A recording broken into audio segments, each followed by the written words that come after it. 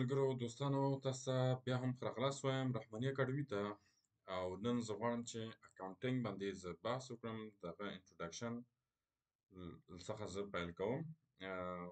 په یاد مو وي چې ما ځینې ویډیوګانې اچولي د اکاونټینګ په هکله، هغه البته په انګلیسي کې ما تشریح کړی. زه غواړم چې په پښتو ژبه کې هم د تاسو ته د اکاونټینګ سبجیکټ پیل وکړم او تاسو ته په پښتو ژبه کې لا ډېر اسانه شي چې ستاسې پوهاوی کې درسره مرسته وکړي. راځئ پیل کوو. ښه دوستانو، انټروډکشن اکاونټینګ، د اکاونټینګ معرفت یا پیژندنه. ګورئ، پیژندنه کې زه لنډ دا درته ووایم چې اکاونټینګ هغه د محاسبې یوه پروسه ده چې عبارت دی لکه پیژندنې څخه یا هم ثبتول او همداشان لنډیز یا مثلا خلاصه کول، تحلیل، ارزیابي کول او یا هم اړیکه یا خبرې اترې کول هغه خپلو مشتریانو سره او د شرکت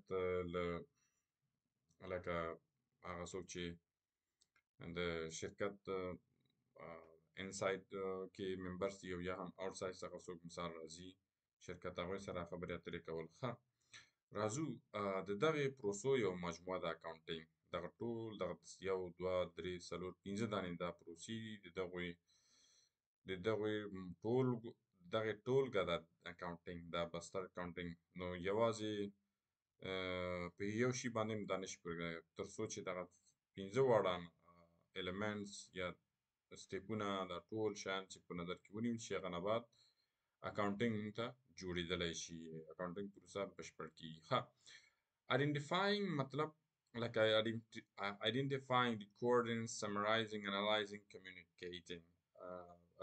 ځکه لکه څنګه چې موږ پښتو کې درته ویلی. خو راځو اوس موږ په آیډنټیفاینګ باندې بحث کوو چې آیډنټیفاینګ مطلب څه شی دی. ښه د دغه 5 واړو پروسو یو ټولګه ده، خو آیډنټیفاینګ، ریکارډینګ مطلب څه دی، سمرایزینګ مطلب څه دی، انالایزینګ مطلب څه دی، کمیونیکیټینګ مطلب څه دی. ښه راځو لومړی له آیډنټیفاینګ څخه. ګورئ، آیډنټیفاینګ مطلب پیژندنه.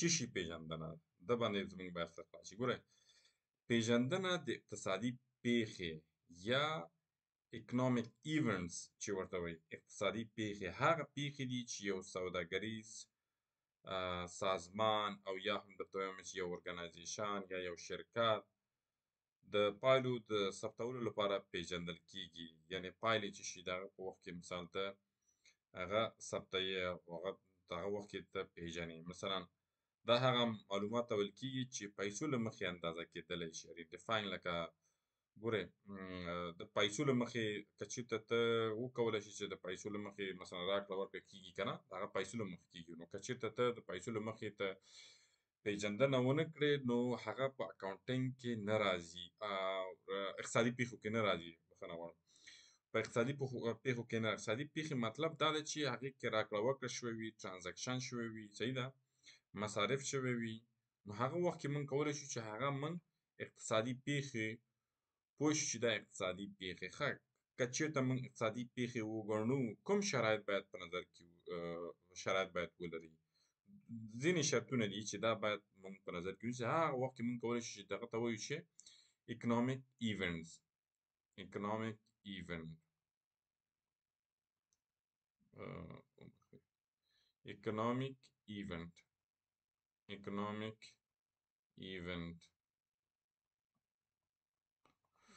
economic event موږ ورته ویلی شو. نو هغه کوم شرطونه؟ یو باید مالی ارزښت ولري، چې مالی ارزښت مثلا فاینانشل ورث باید ولري، صحیح ده، هغه باید مالی ارزښت ولري. فاینانشل ورث باید وي، یعنې مالی ارزښت ولري. دویم چې شی دی، باید مالی حرکت کې بدلون رامنځته کړي. یعنې دا په دې معنا ده چې change in financial position of a company.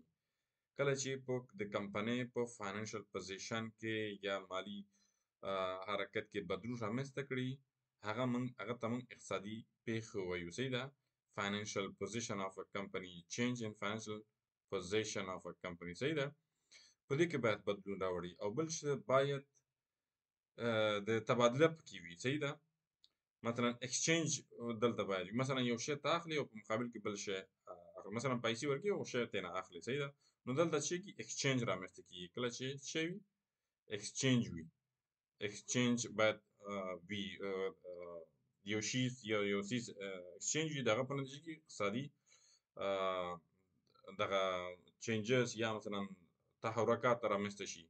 نو دغه څو عوامل دي چې دغه په وسیله مونږ کولی شو چې ووایو چې دی اکنامیک ایونټس. نو هغه وخت کې هله مونږ کولی شو چې هغه وګڼو چې دغه اکنامیک ایونټس دی. ښه، نو اکاونټینګ چې لومړی پروسه کې لومړی په هغه کې لومړی په سټپ کې، البته په لومړی قدم کې باید هغه آیډنټیفای کړي.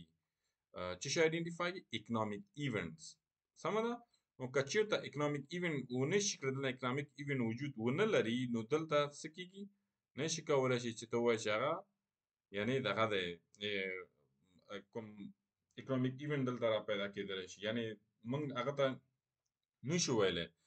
نو کله چې دغه درې واړه عوامل یا عناصر چې پکې ولري، نو هغه اکنامیک ایونټ کېدلی شي. نو لومړی باید اکنامیک ایونټس باید آیډنټیفای کړي. ورسېدلی په دې باندې انشاءالله دا وشو. دویم ریکارډینګ. ښه، ریکارډینګ باندې موږ خبرې کوو چې ریکارډینګ هدف څه شی دی، مطلب یې څه شی دی. ګورئ دا مطلب دا ده چې ثبتول له څه رقم رامنځته کېږي. ګوره څو طریقو باندې موږ ثبت کوو خپل مالي لګښت، څیزونه، هر څه چې مثال اخلو، راکړه ورکړه، ټول شیان موږ ثبت کوو. هغه نه بعد څه کېږي؟ بیا وروسته نورې پروسو باندې موږ ځو. لومړی ژورنال یا داخلي جرنل انټریز چې ورته وایي شي. جرنل انټریز دا ای دی. جرنل انټری باندې موږ څه کوو؟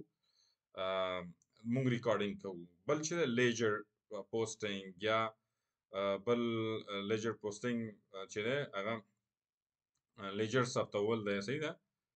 لیجر جوړول دی، په هغه باندې موږ باید کار وکړو یا هغه کې باید موږ ثبت وکړو. بل چې دی کیش بوک. صحیح ده. کیش بوک چې مثلا نغدې پیسې دي، هغه ته څه کوي؟ په یو کتاب کې لیک کوي مثال. نو کله چې کله ته کیش بوک ولرې، نو هغه کې باید ته ولیکې.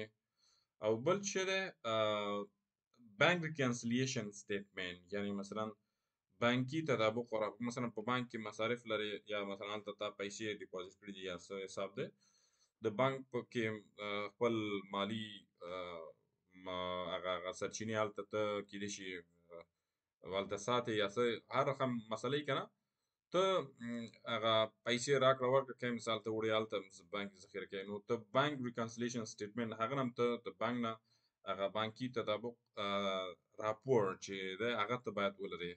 نو یعنې بانک ریکنسیلیشن سټیټمنټ، بانک ریکنسیلیشن.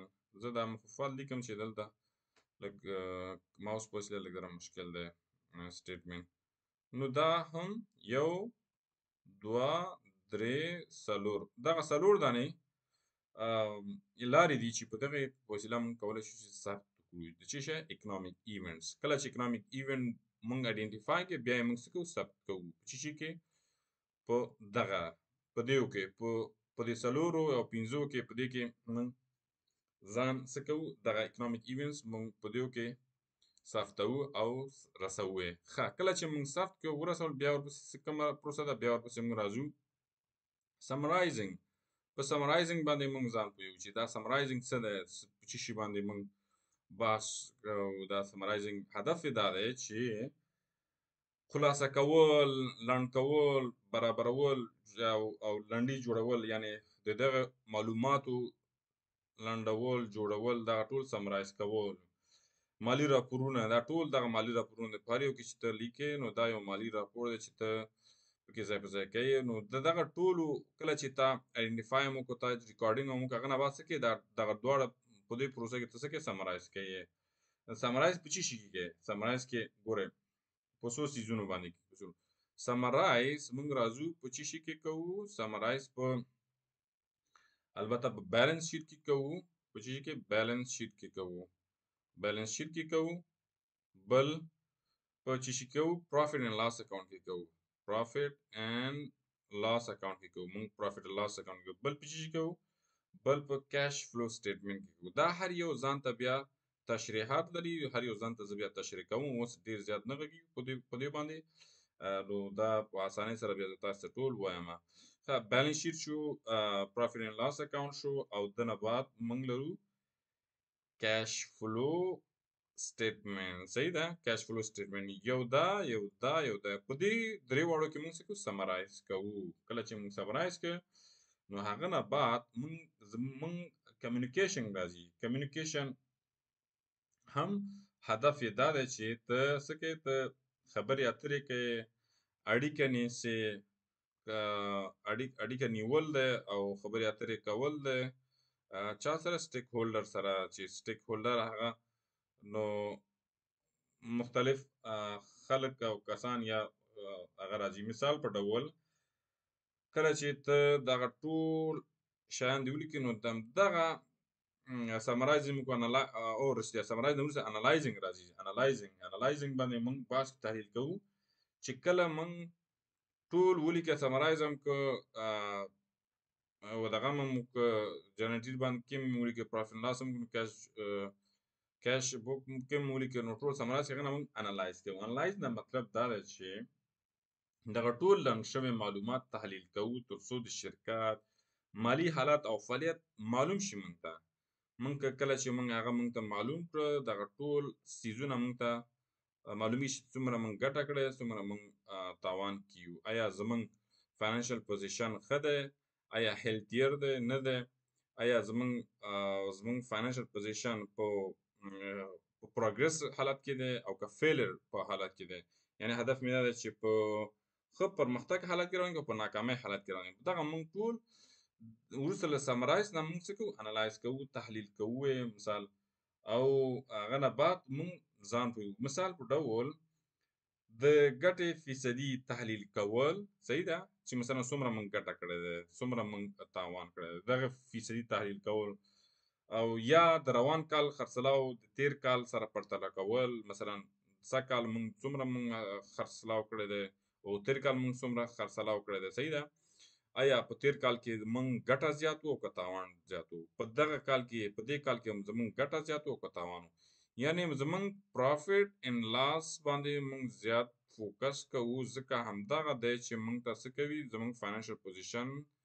څه کوي ټاکي چې موږ په کوم حالت کې روان یو کله چې موږ انالایز کوو بیا راځو بیا کمیونیکیشن ته کمیونیکیشن نه هدف دا دی چې اړیکه نیول خبرې کول دغه کول دا ټول د کمیونیکیشن په حالت کې راځي یعنی کلنۍ مالي راپورونه د شرکت د شریکانو ته وړاندې کول یو شرکت دی یا یو ارګنایزیشن دی هغه مثلا یا دوه کسان دی هغوی ته مثال دغه ټول مالي راپور چې په تیر کال کې زموږ څومره موږ لګښت شوی وو زموږ تیر کال کې څومره موږ مصارف کړی وو د دې خوا کې د تیر کال زموږ مالی حالات په کوم حالت کې وو ښه وو خراب وو په سږ کال کې څنګه وو د تیر کال په پرتله موږ سره پرتله کوو زموږ مالي حالات ښه دی بد دی زموږ کلاینټ زیات شوي دي کم شوي دي او څومره زموږ ګټه فیصدي دی او څومره مثلا زموږ تاوان دی او زموږ اسید څومره دی زموږ د ده خوا کې لایبلیټیز څومره دی یعنی اسید نه هدف دا ده چې زموږ څومره سرمایه لرو صحیح دی لایبلیټیز زموږ څومره قرض وام لرو دا شیان موږ لرو او څومره مثلا موږ غواړو چې مثلا پی وکړو خلکو ته موږ دیندار یو لکه زموږ په عادي اصطلاح درته وایم او څومره موږ نه یو یعنی دا ټول موږ څه کوو دغه ټول شیان چې کله موږ وکړو هغه نه بعد په کمیونیکیشن کې دغه څیزونه راځي چې موږ دغه ټول شیان موږ څه کوو کمیونیکیټ کوو د همدغه په وسیله دغه څه چې موږ آیډنټیفای کړی دی څه چې موږ ریکارډ کړی دی څه چې سمرایز کړی دی څه چې موږ تحلیل کړی دی هغه نه بعد دغه پروسه نه وروسته اخر کې بیا همدغه کمیونیکیشن راځي چې دغه څیزونه کمیونیکیټ کوي چا سره کمیونیکیټ همدغه زموږ شریکانو سره چې موږ ټول دلته والي سره لیکلي دي او هر څه موږ اضافه کړی دی نو دغه باعث کېږي چې زموږ حالات فاینانشل پوزیشن او زموږ شریکانو سره د شرکت ټول خلک په دې باندې پوه شي د شرکت صحي حالت دغه حالت مالي حالت څنګه دی ښه دی او خراب دی نو دا کمیونیکیشن د دې باعث کېږي چې بهرني لکه څوک چې غواړي چې انویسټمنټ وکړي یا سرمایه‌ګذاري وکړي په دې شرکت کې کولی شي چې دوی هم که چېرته دوی پوه شي چې دغه شرکت یا دغه ارګنایزیشن د ده مالي لګښت او مالي حالت یې ښه دی او نورو او ښه حالت کې راغلی دوی کولی شي خپله سرمایه‌ګذاري هم وکړي. کله چې دوی سرمایه‌ګذاري کړي نو دلته د شرکت یا د بزنس درته وایم چې هغه مالي حالت نور هم پراخېږي او د ده خوا کې خپله بزنس فعالیتونه هم پراخېږي. کله چې بزنس فعالیتونه پراخ شو نو دلته امپلایمنټ زیاتېږي، دلته زموږ سیلز زیاتېږي، سیلز هم کله چې زموږ مالي دغه شرکت ساحه فراخ شو، مثال برانچ اول یو برانچ بیا دوه برانچ جوړېږي بیا درې برانچ مثلا په ولایتونو ته غځول کېږي د شرکت فعالیتونه کېدای شي د هیوادونو ته فعالیتونه مثلا وغځېږي ځکه چې دلته دغه شو سرمایه‌ګذاري وشو نو نور کسانو هم په دې کې ونډه واخیستو نو دا د دې باعث کېږي چې دلته زموږ سیلز زیات شي، زموږ اکټیویټي زیات شي. کله چې زموږ اکټیویټي زیات شو زموږ سیلز زیات شو زموږ امپلایمنټ زیاتېږي، امپلایمنټ زیات شو دلته زموږ په خوا کې زموږ اقتصادي تحرکات زیاتېږي او بالاخره د خلکو پر کیپټا انکم هم په خلکو باندې هغه د خلکو پر کیپټا انکم زیاتېږي نو دلته د بازار هغه مالي سرچینه هم زیاتېږي نو خو بالاخره دا د دې باعث کېږي چې په ټوله کې یو ښه اقتصادي تحرکات رامنځته شي.